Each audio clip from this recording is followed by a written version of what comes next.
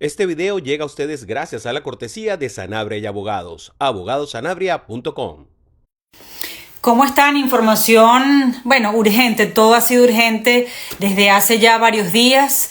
En este momento, el equipo de abogados de Rocío San Miguel está informando que están allanando la residencia de Rocío San Miguel, que su hija Miranda, quien ya fue desaparecida de manera forzada y luego fue excarcelada, estaría en este momento en esa residencia. Abogado, gracias por aceptar esta invitación. En principio, lo que nos pueda decir o está igual que nosotros con esta información de último minuto del equipo de abogados de Rocío con el allanamiento. Sí. Bueno, decir que estoy sorprendido, pues no sería verdad, pero lamentablemente uno no deja de ver cómo el aparato represivo no cesa, no tiene descanso. Y en este sentido, que ahora alguien que fue objeto de desaparición forzosa, como es el caso de Miranda Díaz, de San Miguel, que es la hija de Rocío, esté ahora en un procedimiento de allanamiento de su casa. Es algo sobre todo que me pongo a pensar en ella desde el aspecto humano. O sea, no basta ya todo el trauma que ella ha sufrido de la detención y desaparición de su mamá, sino que ahora va a ser objeto de este allanamiento en una situación que realmente nos tiene muy preocupados. Es decir, no entendemos cómo no puede haber tregua en esta situación, sino que continúan los procesos de amedrentamiento y de represión en Venezuela, lamentablemente. Doctor, es que es un ensañamiento, pareciera un ensañamiento contra Rocío San Miguel y contra su familia, ¿no? Después podríamos explicar, porque siento que, por ejemplo, la Embajada de los Estados Unidos no lo tiene muy claro, ¿no? Pero parece esto un ensañamiento. Lamentablemente no la escucho bien, Carlos. No me oye bien, doctor. ¿Me escucha ahora? Sí, es que veo que su señal está débil. Espero que no sea la mía, porque a veces me ha pasado, pero ¿me escucha ahora? Ahora la escucho mejor, sí. Sí, le preguntaba si esto le luce como un ensañamiento contra esta familia. Bueno, es que desde el principio ha sido así. El hecho de que la hija de Rocío, que es una muchacha que se acaba de graduar de periodista, haya sido involucrada en esta situación, que los hermanos, que no tienen nada que ver con la actividad de Rocío, que el padre de Miranda, que tampoco tiene nada que ver con la actividad de Rocío, haya sido detenido. De hecho, tanto es así que ni siquiera se han atrevido a dar los nombres de esas esas 4 personas que fueron desaparecidas y luego liberadas, porque justamente tanto no tenía ninguna vinculación con esta situación que ni siquiera se han atrevido a mencionarla, que es otro elemento que habla de cómo esta situación no tiene ningún sustento, porque ahora con la rueda de prensa que el fiscal dio al mediodía, si teníamos dudas de la inocencia de Rocío, ya no las tenemos, porque justamente lo que se confirmó es todo lo contrario, de que no hay elementos que digan que hay una base racional para hacer lo que están haciendo con Rocío. Entonces, ¿qué les parece si desglosamos la rueda de prensa y el hecho de que no hayan presentado pruebas a ninguna de las acusaciones, para que la audiencia y el mundo entiendan por qué no hay sustento para esta acusación? ¿Me escucha bien? Sí, lo último que dijo no lo entendí, disculpe. Sí, lo que queremos es, si puede, desglose la rueda de prensa del fiscal de Maduro para entender por qué a ustedes les ratifica el hecho de que la acusación no tiene sentido. Sí, bueno, hay muchas razones. En primer lugar, porque yo todavía estoy sorprendido de lo que ocurrió en la rueda de prensa. Primero, porque se hicieron una serie de descalificaciones y adjetivos que realmente nos sorprenden. Se dijo que los que hablábamos de la desaparición forzada éramos unos neófitos, mitómanos, ígnaros, es decir, toda una serie de epítetos que para nosotros no tienen, digamos, mayor connotación en la medida en que nosotros estamos convencidos de que el objetivo de la situación habla todo lo contrario. Me explico. Se dijo que no había una desaparición forzosa y se dijo que no había desaparición forzosa porque había una orden de aprehensión y porque se presentó a la persona dentro del lapso. Entonces, lo primero que hay que decir es que yo no me imagino que es que Rocío San Miguel fue detenida el viernes. Es que Rocío San Miguel fue detenida el viernes, ¿no? Y todos sabemos que del viernes al lunes hay más de 48 horas. Entonces no entendemos cómo alguien que dice que fue, y además lo repiten, que ella fue presentada al lunes a las 10 de la noche, ¿cómo se puede decir entonces que alguien que fue detenido el viernes a las 5 de la mañana fue presentado dentro del lapso legal? Es algo que no tiene ninguna lógica. Y además se repite como si fuera una verdad escrita en piedra, ¿no? Entonces lo digo por eso, es que es algo que además no se dan más detalles, porque justamente no puedes dar más detalles de algo que no tiene mayor sustentación. Por otro lado, se dice, no, es que además había una orden de aprehensión y fue presentada ante un tribunal. Yo quisiera aclarar que la detención, la desaparición forzada de una persona tiene varios supuestos, no tiene uno solo, tiene varios. Uno de ellos, y esto es lo más insólito de la rueda de prensa el día de hoy, es que el fiscal leyó el artículo 2 de la convención que regula el tema de las desapariciones forzadas. Y dijo, efectivamente, hay una desaparición forzada cuando personas, funcionarios del Estado o personas que actúan en su nombre, detienen, secuestran o privan de la libertad a una persona. Y se niega su detención. Y ahí hizo una pausa y dijo que él había, desde el día sábado, reconocido que ella se había sido detenida. Y luego, y aquí viene lo insólito, siguió leyendo el artículo donde se dicen los otros dos supuestos de desaparición forzada, que son que no se dé información sobre la integridad física de la persona o no se diga el lugar donde está detenida. Entonces, él leyó eso y aún así, o sea, él leyó lo que dice la convención que él no ha hecho, y a pesar de eso, todavía dice que es que no hay desaparición forzada y descalifica lo que decimos eso. Y no solamente lo descalifica, dice que cualquier persona que haya dicho que hubo desaparición forzada está cometiendo un delito, es decir, está amenazando a todos los que estamos denunciando que esta situación ocurrió, que estamos cometiendo delitos. Y esto no es la primera vez. Recordemos que ya en el caso del concejal Fernando Albán, el fiscal expresamente dijo que cualquier persona que dijera que algo contrario a que Fernando Albán se suicidó, iba a afrontar las consecuencias penales de semejantes afirmaciones. Y ya después sabemos qué fue lo que ocurrió en el caso de Fernando Albán, víctima de un homicidio en una sede de un cuerpo de seguridad del Estado.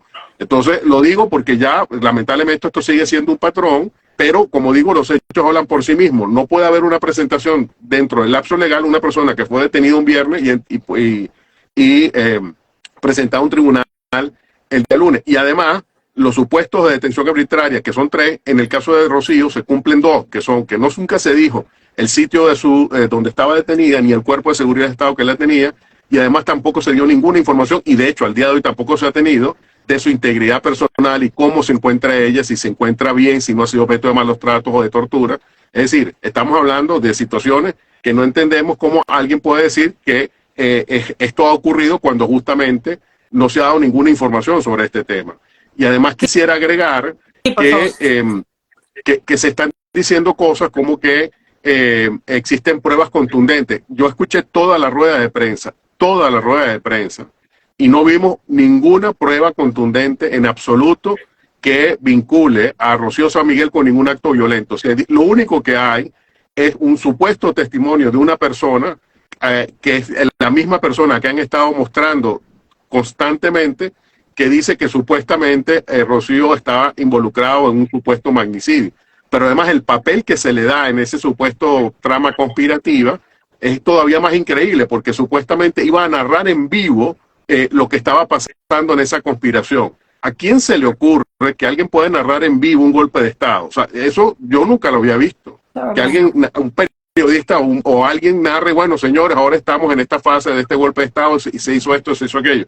Eso realmente no sé cómo alguien puede entender que eso es un hilo argumental. Y además, en este sentido, el hecho de que además se dice que es un golpe que va a iniciarse en el Táchira y va a terminar en Caracas, como que si esto fuera, no sé, el Vaticano, que tú lo caminas en 15 minutos. Esto es un país que tiene un tamaño considerable, que del Táchira a Caracas creo que hay una distancia que justamente en este tipo de actividades no se pueden caminar justamente en pocos minutos. Entonces, como ven, no es un tema de que haya un hilo argumental lógico, sino que lamentablemente nos quieren hacer creer que existe algo, pero cuando uno lo ve con los ojos objetivos de decir dónde están las pruebas, cuáles son los elementos para considerarlo, y cuando se nos dice que 48 horas en realidad del viernes al lunes se cumplen y uno sabe que no es así, pues ya a partir de ahí es difícil tener más credibilidad en un discurso que vemos que está agotado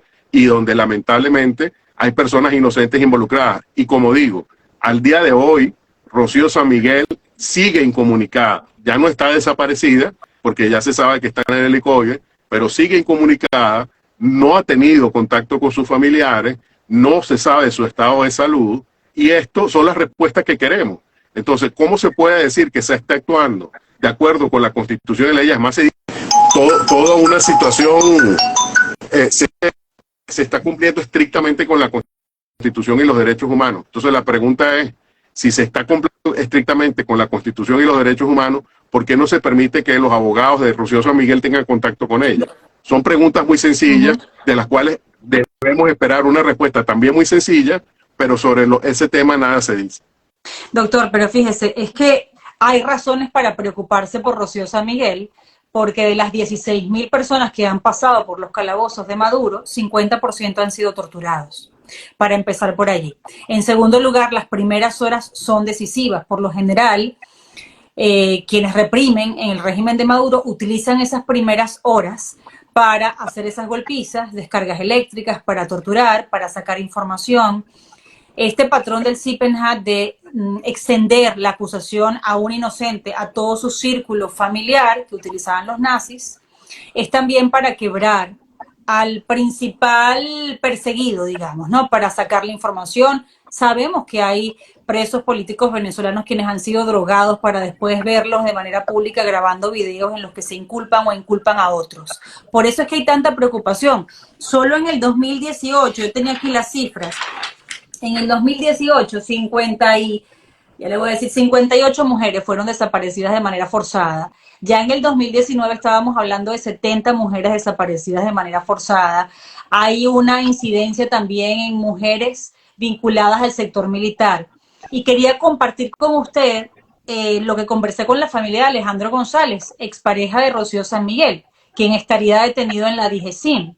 Porque él tiene primero 10 años fuera de la Fuerza Armada y en segundo lugar, cuando ellos terminaron su relación hace muchos años, ni siquiera lo hicieron por una negociación, lo hicieron a través de sus abogados. Entre ellos no ha habido contacto por años. Es decir, es imposible que ambos pertenecieran a una red de conspiración contra el régimen de Maduro si ni siquiera han tenido contacto verbal, ni desde el divorcio. Entonces, hay demasiados elementos que desmantelan esta tesis de Tarek William Saab, doctor. Es que es así, pero además de lo que usted señala, que es absolutamente cierto, sobre todo este patrón histórico, que no es de ayer, no es de hoy ni de ayer, sino que lleva años, sobre los temas vinculados a desapariciones forzadas, es que al día de hoy hay otros casos que en este momento no se sabe dónde están las personas detenidas, que es el caso del señor Salazar de Margarita, Ajá, que firmó un video en tono satírico de un alto personero del gobierno que parece que es intocable y que al día de hoy no se sabe dónde está detenido, ¿no?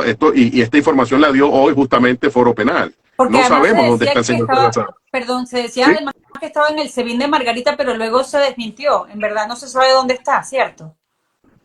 Sí, y está también el caso de los coordinadores de 20 Venezuela, 21 días que llevan no días, desaparecidos. llevan semanas desaparecidos y tampoco se da información. Entonces, no es que es el caso de Rocío San Miguel. Además, quisiera señalar que se dijo efectivamente que Rocío estuvo detenida y se dijo desde el sábado, pero sobre sus familiares nunca se dio información si estaban detenidos o no. Es decir, en el caso de ellos, los 3 supuestos de desaparición forzada se cumplieron, ¿no?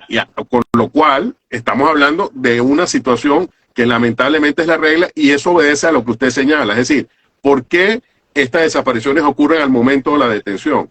Justamente porque es el momento donde la persona detenida es más vulnerable.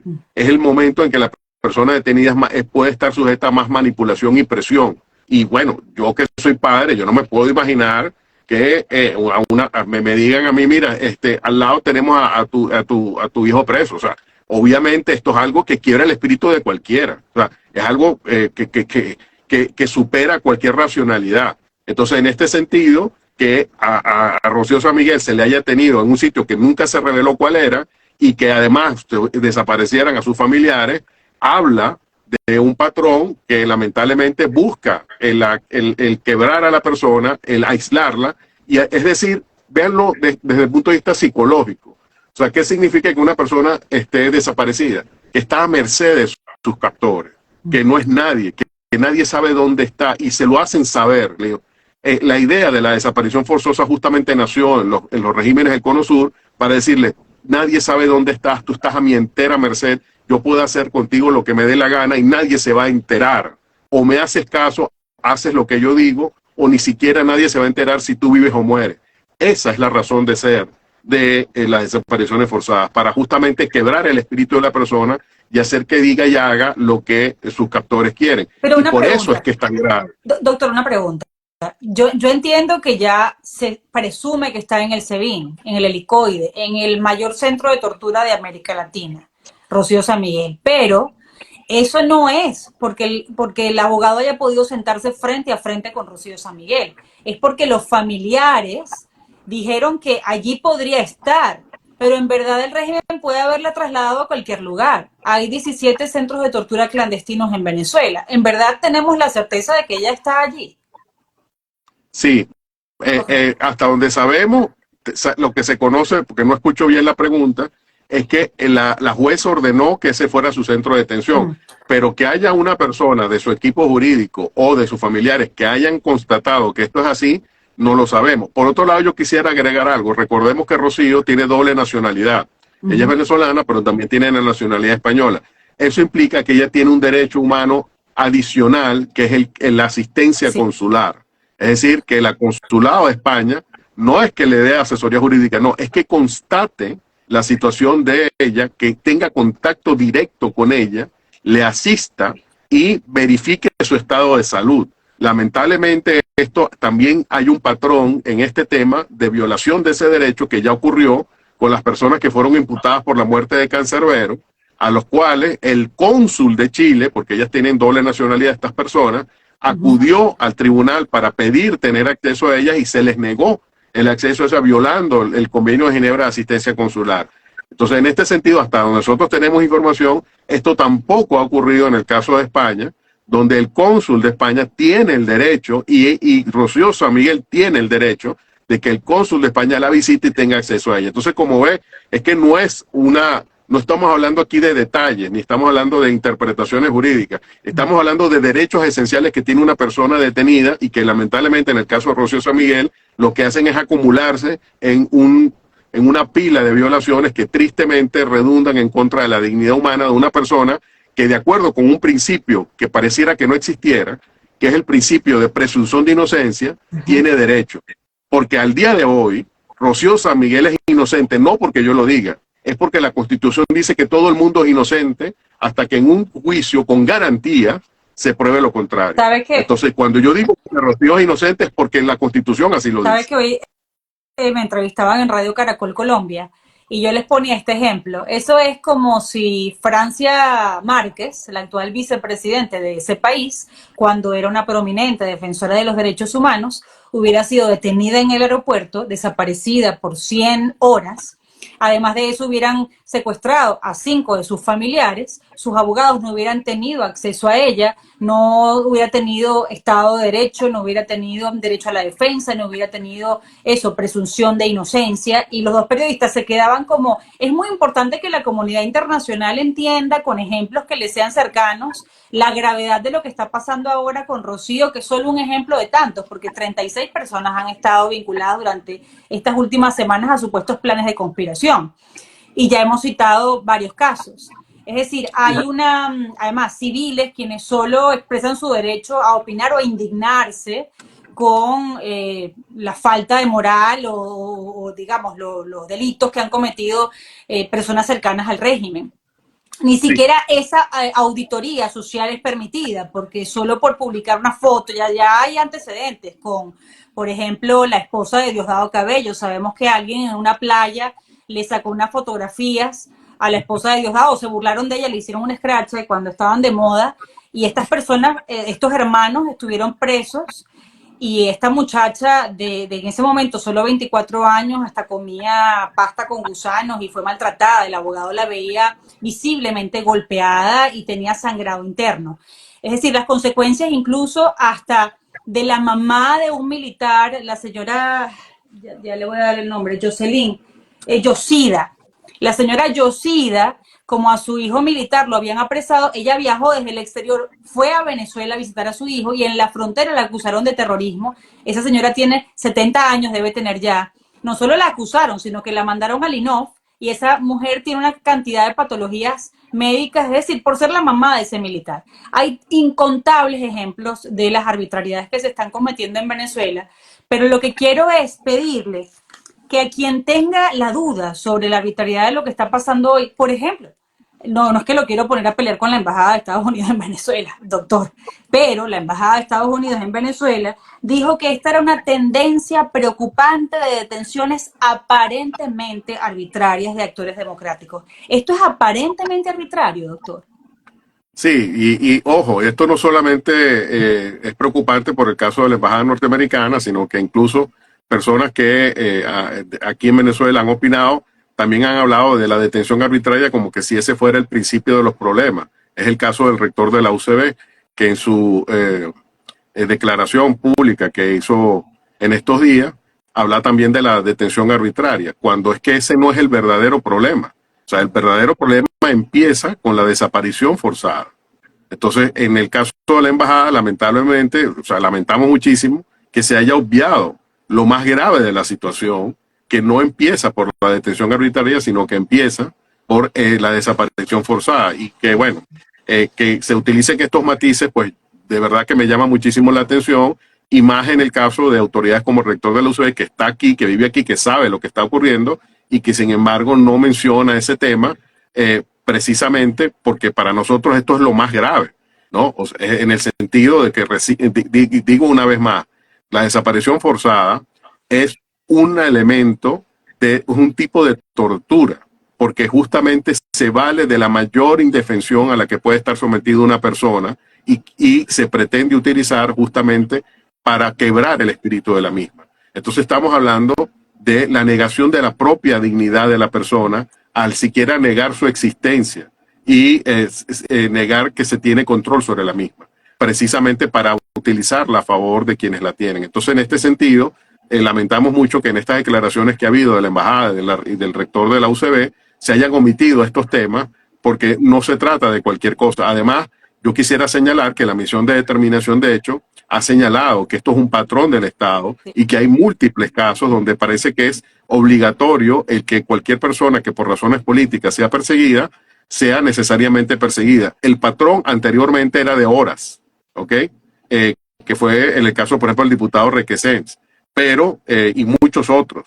Pero ahora estamos viendo con mucha preocupación de que, como dije, en el caso de los coordinadores de Vente Venezuela, estamos hablando de semanas, en el caso del señor Salazar estamos hablando ya de varios días, y ahora en el caso de Rocío San Miguel estamos hablando de casi 4 días. Entonces, esto es un patrón que no solamente se mantiene, sino que tristemente se sigue agravando. ¿Cuán grave es, por ejemplo, que el fiscal de Maduro diga, lo dijo en su momento, decía que él participaba en los interrogatorios, doctor? Esto entiendo que no está establecido en ningún procedimiento jurídico, ¿no? Lícito. Él más bien decía que los fiscales que no lo hacían en sus países era porque eran unos vagos. Pero esto cuán delicado es que él dijera en un tuit, de hecho lo dijo en un tuit, que él participaba en interrogatorios de víctimas, de presos. Sí, bueno, ahí el tema no es tanto que participe, que por supuesto llama la atención que porque el fiscal general tuviese que involucrarse en procedimientos que deberían encargarse sus subalternos, pero ahí yo tomo la palabra de Joel García, que justamente ha cuestionado esa situación en la medida en que para eso existen fiscales que tienen los casos asignados, y son esos fiscales que tienen los casos asignados los que deben abocarse y conocer del mismo. No tiene sentido que el fiscal general actúe como si fuera un fiscal más a actuar en esas situaciones. Pero lo que en este caso lo preocupante es que, claro, a partir del momento, y esto es algo que quisiera destacar, o sea, a partir del momento que el fiscal general, él dice que él interrogó, la pregunta es, ¿qué juez en este país va a decir que el fiscal general no está diciendo lo correcto, no está diciendo lo que ocurrió? En este país donde los jueces son nombrados a dedo y donde todos los jueces son jueces provisorios y pueden ser destituidos de un momento a otro. Efectivamente, a partir del momento en que el fiscal general dice esto es así, pues lamentablemente no va a haber un juez en Venezuela que lo vaya a contradecir so pena de que pierda su cargo. Entonces, para mí lo más grave de la situación es poner en boca del máximo ente de un poder público a decir y a afirmar cosas que le deben corresponder a los fiscales que son los competentes, doctor, para ese caso, ¿no? Hay algo que a mí me llama mucho la atención y tiene que ver con el allanamiento a la casa de Rocío San Miguel, porque ¿quién nos dice que no están sembrando pruebas en su contra justamente en ese allanamiento? Porque el fiscal no ha sido capaz de mostrar ninguna para inculparla, no existe un expediente que lo demuestre, solo un testigo que la mencionó, y en tantos casos han utilizado a estos testigos, a estos supuestos estrellas cooperantes para inculpar a actores democráticos. En este caso no parece ser diferente, pero ¿qué es lo más peligroso de este allanamiento para usted? Yo quisiera empezar por el último que usted dijo, porque hay casos concretos que confirman lo que usted ha dicho. Es decir, en el caso de los 6 sindicalistas que fueron condenados a 15 años, ojo, a 15 años, no fueron condenados a 15 días, a 15 años, todo surgió con un supuesto patriota cooperante que hizo unas acusaciones gravísimas, pero que luego más nunca apareció ni confirmó las denuncias que hizo en el juicio, ¿no? Y a pesar de ello fueron condenados, a pesar de que la única prueba que había era este supuesto testimonio, estas personas igual fueron condenadas. En este caso, yo quisiera recordar, porque justamente esto es parece que también es otro patrón de buscar testimonios que dicen cosas terribles y después no son ratificadas en juicio, y lo que habla de la, digamos, de la artificialidad de ese tipo de pruebas. Pero en el caso además del allanamiento, yo quisiera, ojalá, porque yo me enteré por un tuit que publicó el abogado Joel García, ojalá se le permita a Joel García y a los demás abogados que están asistiendo a las familiares de Rocío San Miguel, que estén ahí presentes, porque ese es un derecho que les asiste, ¿no? Que en cualquier allanamiento que se haga una residencia, los dueños de la residencia tienen el derecho a que sus abogados estén presentes justamente para evitar violaciones a los derechos humanos o este tipo de cosas que podrían ocurrir, como el que usted está señalando con este tema de las pruebas. Entonces, justamente espero y aspiro que los abogados se les dé acceso y se permita que estén ahí, de modo tal que protejan los derechos de sus defendidos y impidan que este tipo de acciones vayan más allá de lo que ya gravemente implican, que es la continuación de una represión contra Rocío San Miguel y sus familiares, como que si ya lo que ha ocurrido no fuera suficiente. Mire, doctor, 2 cosas más. La jueza Fiuni, algunos dicen que justo con la posibilidad de quebrar a la jueza Fiuni en su momento, empezó la intimidación y quizás el manejo más fiero por parte del régimen al sistema de justicia, que allí es cuando realmente dominaron el sistema de justicia. ¿Usted lo vería también como un hito en este sentido? No, el caso Afiuni es un antes y un después. El caso Afiuni marcó el Poder Judicial. Y es algo además que al día de hoy los jueces invocan. Los jueces dicen, yo no voy a ser la próxima Afiuni, ¿no? Eso es algo que se dice públicamente, que los jueces dicen, yo no voy a pasar por lo que Afiuni pasa. Por eso es que en el caso de la jueza Afiuni, la persecución no ha terminado. Recordemos que la jueza Afiuni sigue privada de libertad, ¿no? Luego de ya más de una década de los hechos que originaron su detención, y donde además no se ha querido decir, no se le ha querido dar respuesta a sus abogados que han dicho, y lo han dicho de manera reiterada, que ella ya cumplió su pena. Pero además, agregado a esa situación, como si no bastara eso, el año pasado salió una sentencia donde se le inhabilitaba por 15 años para el cargo de juez. Es decir, no les bastó con privarla de su libertad, sino que además se le agregó esta sanción de inhabilitarla por 15 años para que no pudiera ejercer más la magistratura. Entonces, y eso obviamente obedece a que no es un mensaje para la señora Fiuni. No, esto es un mensaje para el resto de jueces, para decirles, bueno, aquí vean qué es lo que va a ocurrir. Por eso es que hablar del sistema de justicia en Venezuela es hablar de una quimera, es hablar de algo inexistente. La justicia en Venezuela es un sueño que todos tenemos, pero que está muy, muy lejos de ser la realidad. Pero es que además, por cierto, acabo de recibir este reporte, al menos 492 mujeres víctimas de detenciones por motivos políticos entre el 2018 y el 2023, para que tengamos esas cifras en la cabeza, ¿no? Pero también hay algo que le quiero preguntar. ¿Por qué Rocío San Miguel? Y hay varios motivos. El primero es que antes de la primaria, antes que una mujer, además que el ataque parece ser hacia mujeres que destacan, que son líderes, ¿no? En distintas de sus áreas, en sus distintas áreas. María Corina Machado y su equipo de trabajo, ahora Rocío San Miguel, y hay tantos ejemplos más. Pero antes que María Corina Machado ganara la primaria, ¿quiénes ganaban todas las batallas en la justicia internacional contra Maduro? Las organizaciones no gubernamentales de derechos humanos, defensores de víctimas, eh, grupos de trabajo que han estado del lado de las víctimas, que lo único que han hecho es denunciar, como les corresponde, crímenes de lesa humanidad, y que además lograron movilizar hasta 9.000 víctimas que declararan contra Maduro en la Corte Penal. Eso no es cualquier cosa.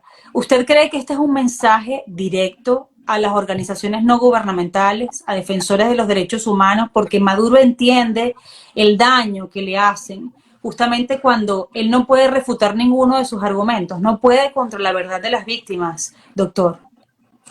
Sí, y esto obedece a esas razones que usted dice, porque justamente han sido las ONG las que han organizado a las víctimas, las que las han capacitado, las que les han explicado cuáles son los procedimientos ante la Corte Penal Internacional, y precisamente de los mayores reveses que ha tenido el gobierno a nivel internacional es el hecho de que el proceso ante la Corte ha continuado y que el propio fiscal Khan ha dicho que va a continuar la investigación y que solamente estamos esperando a que la sala de apelaciones, que en próximos días esperamos, confirme la sentencia de primera instancia que ordenó que continuara la investigación, pues para que ésta siga su curso. Entonces, cuando se sabe que las organizaciones no gubernamentales han sido las que han amalgamado, las que han formado un tejido para que las víctimas puedan ser escuchadas ante la Corte, entiende por qué el gobierno ha tomado esta actitud de buscar que se apruebe una ley contra las ONGs, que se persiga a defensores de derechos humanos como Javier Tarazona y ahora como Rocío San Miguel. O tenemos otros casos, tenemos el caso, por ejemplo, de la Misión de Determinación de Hechos, que ha denunciado patrones de tortura, que ha señalado testimonios de víctimas y que ha indicado en sus sucesivos informes cómo el Poder Judicial ha sido utilizado para reprimir y no para garantizar derechos. Entonces, en este sentido, se entiende que la lógica del gobierno es, mire, las ONG están generando muchos problemas porque a nivel internacional todos los órganos de protección les han tenido que dar la razón a las víctimas, y eso obviamente no se compadece con la visión esta que se quiere pretender de tener una sociedad perfecta donde Venezuela se arregló y donde lamentablemente la realidad es que la emergencia humanitaria continúa y que las necesidades de la población venezolana se siguen acentuando y que hay todavía, y además yo quisiera destacar algo más, tanto el gobierno a nivel internacional ha perdido credibilidad que incluso ellos invitaron a un relator sobre alimentación y el propio relator ha dicho el día de hoy que la bolsa de CLAP ni siquiera reúne los requerimientos mínimos para garantizar la seguridad alimentaria. Entonces, un relator creyendo que el relator solamente va a hacer alabanza y el propio relator les está diciendo, señores, la bolsa CLAP no da para esto. Entonces, y esto obedece también a que las ONGs que trabajan el tema de alimentación informaron a ese relator de cuál es la realidad de la calidad de los alimentos que se dan a través de la bolsa CLAP, y eso el gobierno no lo puede permitir. Y esa es la razón por la cual se quiere perseguir no a una ONG, no a dos, no a tres, sino a toda la sociedad civil, porque toda la sociedad civil tiene información que al gobierno le molesta. Doctor, dos cosas más para terminar por lo menos este live. Una, Rocío San Miguel no es cualquier persona. Rocío San Miguel representa a una ONG con credibilidad dentro y fuera del país, que además ha estado en contacto con embajadores, es decir, es una mujer que conoce la comunidad internacional de los derechos humanos. Además, es víctima con medidas cautelares de la Corte Interamericana de los Derechos Humanos. Rocío no es, además, una de las más vocales en contra del régimen en el sentido de que se cuida mucho, es muy prudente, es muy institucional, digamos, ¿no? Y hasta en un tema que fue muy polémico en Venezuela, hasta algunos la criticamos porque su posición con respecto al referendo del Esequibo era demasiado técnica y justamente no era política. Entonces es absurdo acusar a Rocío San Miguel de intentar ser una traidora a la patria o de medidas violentas cuando ella ni siquiera en su verbo es violenta, ¿no? ¿Qué nos Es dirías así, y yo le sobre digo, yo eso? conozco a Rocío San Miguel, yo he tenido trato con ella, he estado en actividades de defensores de derechos humanos y yo doy fe de que ella ha abogado siempre por el diálogo, siempre por la paz. No necesariamente hemos estado de acuerdo en todas las cosas que ella ha realizado, pero sí hemos estado de acuerdo en que en Venezuela hay que buscar el diálogo político y la solución pacífica a las controversias que hay. Entonces, por eso es que menos me voy a creer que ahora resulta que ella está involucrada en una trama donde supuestamente se va a generar violencia. Yo no veo a Rocío San Miguel en nada violento, en nada que involucre violencia, y por eso es que justamente me aferro al hecho de que ella es inocente, y lamentablemente el hecho, y esto es un elemento adicional, de que ella maneja un tema que para el gobierno es sumamente delicado, como es el tema militar.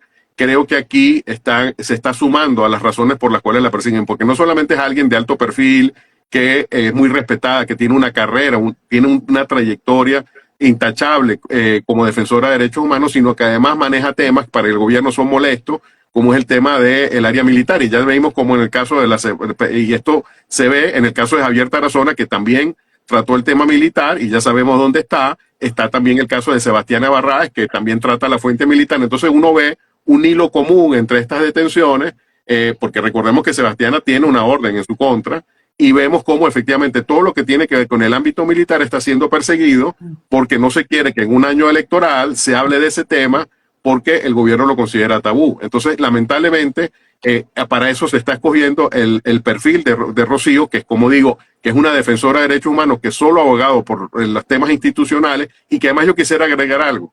Rocío San Miguel ha defendido más la integridad territorial de este país que muchos funcionarios del Estado venezolano con su trabajo sobre el Esequibo. Entonces, ¿cómo se puede pretender que alguien que ha defendido más a Venezuela que muchos funcionarios ahora se le quiera achacar un magnicidio o un acto violento? No tiene ninguna razón Pero además, de ser. además, doctor, con esto sí cierro. Yo no sé si usted tiene la misma percepción, pero el régimen de Maduro siempre está tratando de ir un poco más allá, de cruzar una línea todavía más grave, ¿no? Esta vez cruzó esta línea, porque además Rocío es la mujer, la presa política de más alto perfil que se han atrevido a tener como rehén. Y lo digo porque ellos van probando a ver qué tanto se asombra y qué tanto se indigna el mundo. Y la verdad es que la respuesta ha sido contundente, absolutamente contundente. Ellos van probando a ver si esto pasa inadvertido y después pueden cometer un delito peor, ¿no? O una arbitrariedad peor. Cruzaron esta línea, pero ¿cuál cree que sea realmente el costo? Porque el mundo ha reaccionado de alguna manera, ¿no? No sé si esto va a trascender, ojalá que Sí, sí, pero el mundo ha hay reaccionado. que, No es tan sí, fácil ignorar lo que está pasando hoy, ¿no? y hay que tomar en cuenta además cuándo se tomó esta decisión. Es decir, esto se hizo durante las festividades de carnaval, cuando mucha gente estaba de vacaciones, justamente para aprovechar que la reacción pudiera no ser tan fuerte como ha sido.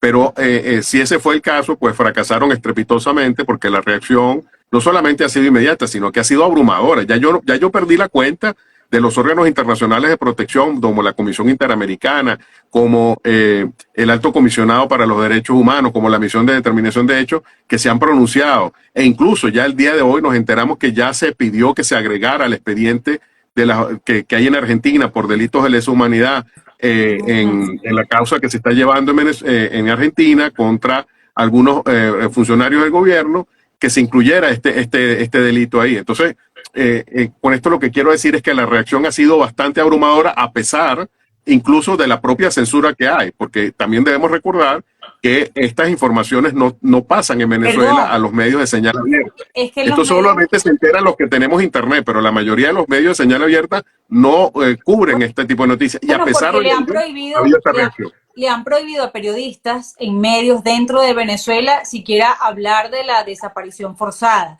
Pero hay otras maneras de decir las cosas, se lo recuerdo a mis colegas allí, hay maneras de decir que no ha podido ver a sus abogados, que no sabemos ante qué tribunal fue presentada, de decir que nunca se comunicó formalmente por parte del régimen donde la tenían. Hay maneras de decir lo mismo sin mencionar el concepto estricto, ¿no? Desde el punto de vista legal de la justicia internacional.